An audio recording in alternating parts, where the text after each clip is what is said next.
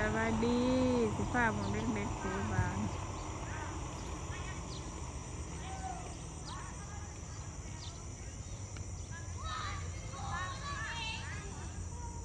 สีบานอยู่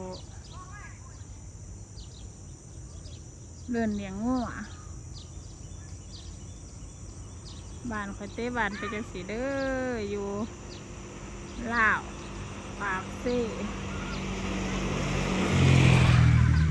แถวนอกแน่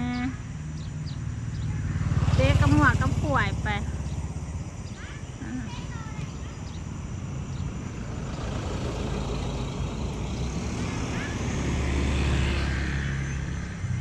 เล่นหมองหัวซ้ำในตัว8 ด่านบ่ได้10 กว่าด่านคนได้เนี่ย